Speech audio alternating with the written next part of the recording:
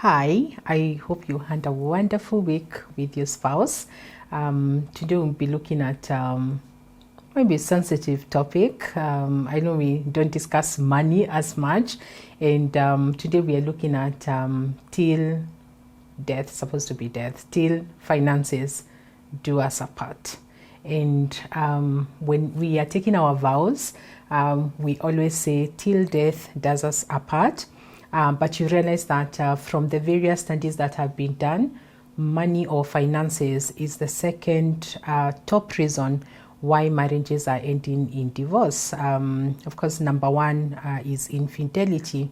We're living in a very sexualized, world, and infidelity is at the top of the list. But number two is actually money. And how can money put people apart? One of the statements or quotes that one of my former pastors would say is, what is more important? If you're sharing your body with a person, why would you not share your money? So how can money or finances lead to problems in marriage? And the first one is that it can build resentment. Now, when we were getting married, the premarital counseling that we went through, one of the emphasis is why not have a joint account. And it didn't look like a big deal at that particular time, but we didn't have a joint account, from the account where we put the money for planning our wedding, and throughout for the last many years we've ran one account, or even if it's two accounts, but just joint for both accounts. And I know that has really offered us a lot of comfort, in that I cannot ask my husband to buy me a Mercedes, though I need one. But I cannot ask him to do that because I know how much is in the account. I know how much we have as a family. And so that has really reduced a lot of pressure. I know other, couples, and it's different for everybody. I know other couples where the man, his money is his money, the wife, her money is her money. They don't even know how much they are making. So that's one level. They don't even know how much each person has, but they have designated bills they are required to pay, and they pay them. And that's okay if that works for you. Another is where both they know how much everybody has, but everybody keeps their money and they pay the bills they've agreed each party to pay. And that's still okay if that is what works for you.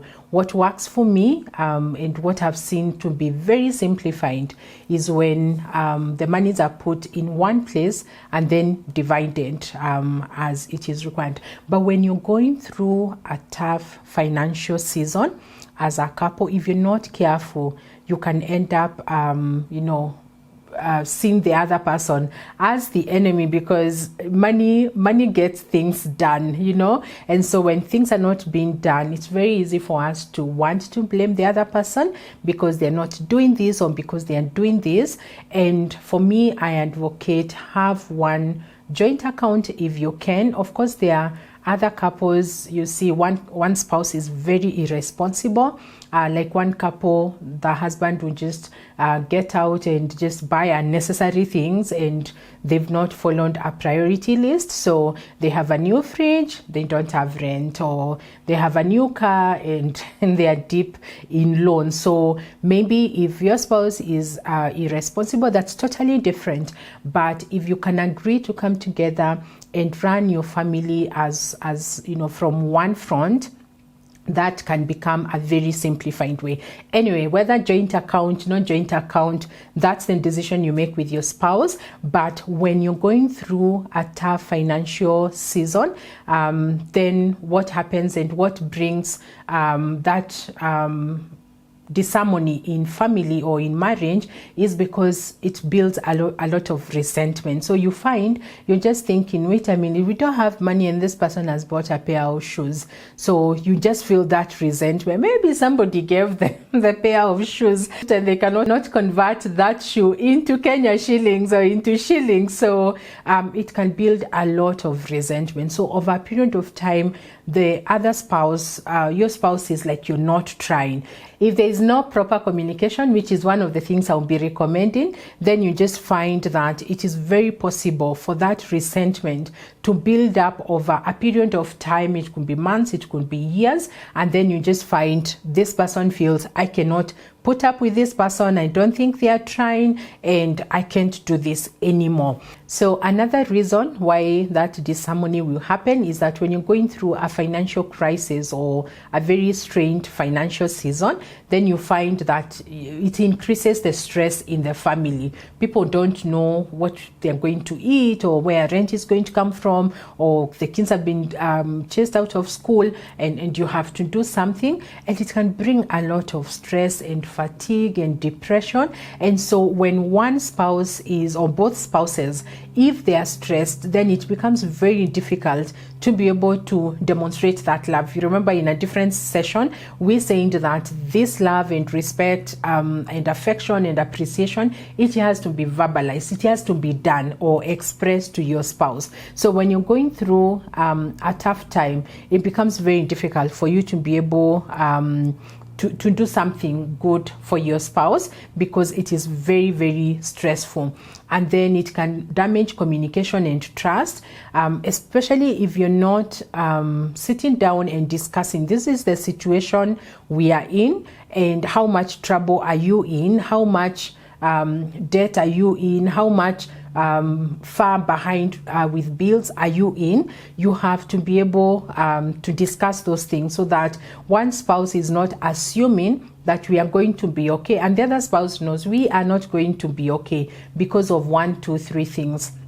We are coming from a time of pandemic, and people lost jobs, people closed businesses, people closed ministries. It was a very and continues to be a very difficult time. And so if you are not going to communicate very well to your spouse and tell them, sweetheart, I've lost my job, or sweetheart, my business is not doing well, or my ministry is not doing well. So you realize that your spouse will still expect you to do some of the things that you were able to do, maybe like pre-pandemic, but now you're not able to do because there is no communication, there is no trust. And so you just find that builds towards the resentment, and you start not to be able to communicate. And then it turns you as a couple against each other. So you're just thinking, why is this person not doing what they are supposed to be doing? And when you sit down, even the things that you felt were attractive or attracted you to your spouse, they just become so annoying. It's just like, why is he doing that? And he has not even paid rent. Why is he laughing? Maybe your wife was this joyful person who laughs at anything, at everything. And then they just receive a call and they are laughing because that's their personality and you like that a lot. And then all of a sudden, she's just laughing and we have no food. So it can really turn you as a couple, it can turn you against each other. And if not dealt with, it can become such a big problem. And then when you're financially constrained, it can also reduce your opportunities as a family or as a couple. You realize that if you have no money, there are places you can't go, there are things you can't do, there are assets you cannot acquire. And so that can make you feel like you're being left behind, and it can make you resent your spouse. And so why money is an important aspect, and you need to discuss. Even if you're not in a financially constraining season, you need to be able to discuss some things. Sit down and discuss these things with your spouse. What should we do here? What can we not do? What is your priority? What is not my priority? Because maybe one spouse wants to buy a very big car and the other spouse is like, why do we need that? So if you can sit down as a couple and be able to discuss money matters, it will serve you very well, because it will help you to be able to make decisions together so that you're moving together as a team. Now,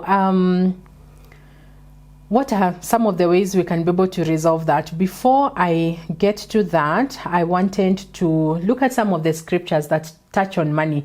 Do you know that money is money and possessions, material things?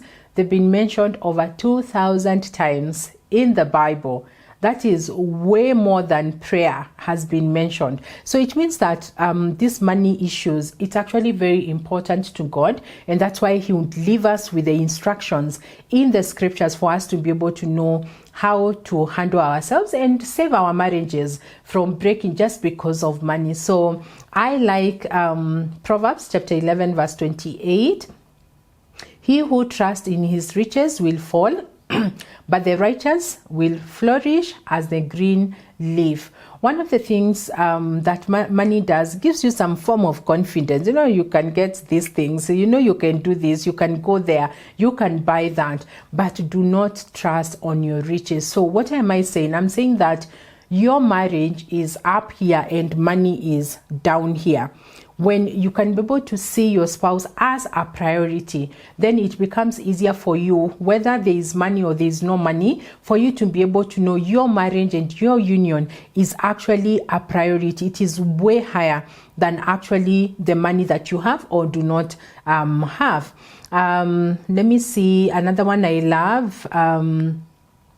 Ecclesiastes chapter 5 verse 10 says, whoever loves money never has enough. Whoever loves wealth is never satisfied with their income. This too is meaningless. And one of the things we have to realize that it's good to have money. It's good to be able to afford stuff. But then if that becomes your focus, if you are with your spouse because of what they have, not because of who they are, then you realize that you will never be satisfied. It is good to be able to enjoy your finances, your money, whatever it is that you have, to be able to enjoy it with your spouse. But it cannot be the priority. The priority is your union. So if you're going through a low season, your union is still, it will still stand. If you're going through a high season, your union will still stand. All right. Proverbs chapter 11 verse 4. Wealth is worthless in the day of wrath, but righteousness delivers from death. 1 Timothy chapter 6 verse 17 to 19. Instruct those who are rich in this present world not to be conceited or to fix their hope on the uncertainty of riches, but on God who richly supplies us with all things to enjoy. Instruct them to do good, to be rich in good works, to be generous, and to be ready to share, storing up for themselves the treasure of a good foundation for the future, for that they may take hold of that which is life indeed. You're hearing Timothy here, it's Paul writing to Timothy, you're hearing him say here that there are things that are more important than actual money, than actual wealth. And so if you can value, if I can use this to talk about marriage, if you can value your spouse, you can value your union, your marriage way higher than the money you have, then you are at a better place. Be rich in doing good works. Be rich in loving your spouse. Be rich in making this marriage work. Remember that marriage is the most important union or relationship that there is in this world. Why? Because Ephesians says that marriage is what God uses to be able to show us or teach us how the relationship between Christ and the church is actually supposed to be. And so if you can look at it as the most important relationship in this world, then you value it way more than money, because you don't want to put your trust in money. You want to put your trust in what God has for you and your spouse as a couple. Paul says in one of the scriptures, he says that I've learned how to be content in when I have a lot, when I don't have a lot, I have so little. He says, I know how to abound, I know how to abase. And that becomes what I would want to speak to couples. May you learn how to be content. May you learn how to know how to live and enjoy your union when you have a lot and when you don't have a lot. And I can assure you,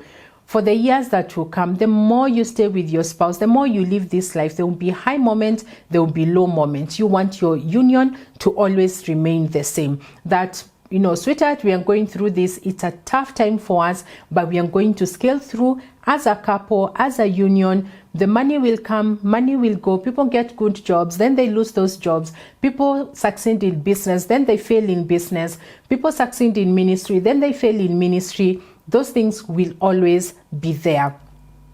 Let's look at a few tips on how you can be able to help yourself as a couple to solve your financial problems. One, you need to talk openly about those problems. One of the things I tell couples, even before they get married, after they get married, just share the debts that you have. You got yourself. Some of them were bad decisions. Some of them were good decisions that did not work out. Just share. You want your spouse to be able to know, we are 2 million into debt, and this is the situation we are in. What can we be able to do about it? So it's important for you to be able to talk about these problems. If your business is not doing well, talk to your spouse. If you've lost your job, talk to your spouse. There's this story, it's not an actual story, but just to explain the point, where the husband has lost the job that he had, and he's not able to tell his wife that he's actually lost the job. So every morning he woke up, prepare like he's actually going to work, and he would go to town and just sit and waste the whole day, believing God for another job, then go back home. You are increasing stress in your life. Talk openly. Whatever you're in, if this spouse is appointed by God, if they follow God, they will be able to support you through thick and thin of this life. So be able to discuss, say what it is that you are experiencing, so that you can be able to tackle it together as a couple. Remember, we saying that the last session in Deuteronomy that one will put down 1,000, but two will do 10,000. So it means as you share with your spouse, whatever you have covered, maybe it's 1,000 space. Now, because you're two, it's not even 2,000, it's actually 10,000. So when you share with your spouse, they'll be able to help you, unless they are terrible spouse. And I pray that we are with the right people, and this person desires for your well-being, wants you to succeed so that your family can succeed. So share with them and be open about it. And then you can sit down, you can do a simple plan where you prioritize what is important for you. What can you do without? Because if you want to get out of debt, maybe that's what you're in, or you don't have your job, or your business is not the way it used to bring returns the way it used to, then you sit down and say, rent is important, school fees for the kids is important. If you have the kids, food is important, and maybe we will not buy pizza, or we will not buy, burgers, or we will not buy meat, but we will be buying milk is important for us. So sit down and prioritize and say, the little money that we have, what can we be able to achieve with it? Then if you're really, really in financial trouble, you can also seek help. Different coaches and different money coaches who are doing, financial planning. Then maybe you'd want to contact someone like that, or join a class, or even check things out online on YouTube, and just be able to see what help can we be able to get. Because maybe it's planning that you actually need. Maybe it's a different strategy that you need. Maybe you need to move houses. There's nothing wrong with that. Different seasons in life, you can live in an up market, then move to a mid-level market for a time, if that is what will bring you back to a place where you're financially okay. So if you need help, you can get that help from different people, and then take control of your finances. One of the books that can greatly help you, and absolutely love it, is Gladys Juma's Managing Your Finances God's Way. Allow me to read something from there. This book will help you to take charge of your finances, secure your investment, and enjoy the lifestyle you deserve. With godly insights, relatable examples, and tested tools to apply, you will be able to understand how to relate with money and why, understand when and why you should seek help in gaining control of your money, establish your financial position and create smart goals, expand your capabilities to earn more, live within your means by creating practical savings and spending plan. Get out of debt within a shorter period of time. Invest right and secure your investment against unforeseen eventualities. And finally, cultivate healthy boundaries around your money. So you can seek help in getting a book. Be able to, I like this book because it comes with a work plan where you can be able to write and you're guided on how to do some of these things. And this becomes a tool for you as a couple to be able to sort your finances so that they don't bring resentment and then set you up or bring you apart because you are not able to agree on some things. And when you do that as a couple, I totally believe that you'll be able to do much, much better. Paul says an amazing scripture that I really love. He says, I know how to be content in much and in little. So when you're in the season of little, do not resent your spouse. This is the nature of life. And what we have as Christians is that God has promised He will always be there for us. So even through this season, that is a low season, God is there with you. Even in this high season, God is there with you. Another part of scripture says that godliness, contentment with godliness is a great gain. So just learning to know, you know what, we may not afford a very big car, but we thank God for the small car that we have. It moves us from point A to point B. And so we'll be content with that. When you go to places where, you know, all your friends have these big cars, do not be put under pressure. Live your life. One of the pastors, former pastor, used to say, just cut your coat according to your size. So if you're very, thin and you want to wear this very big coat, then you just look so ridiculous. So just if for now you're size 8, so just put size 8. Another season in life, you'll be a size 18 or 20, and you won't be able to afford the coat that will fit you. So do not be pressured. Learn how to be content. In godliness, it's a great gain. It will help you to live your life and enjoy your relationship as a couple so that you can be able to please God. You will not allow money to do you apart. Let it be that, death has done you apart, but you can stay together. The way the Bible says that a man shall leave his family and shall cleave to his wife, and the two shall become one. And money cannot be the separator for this union. But if we get the wisdom to be able to tackle money, then we will be able to live a good marriage as a couple. We enjoy the friendship in good seasons, in bad season, in high seasons, in low season. Our union with our spouses will remain untouched. Until next time, bye.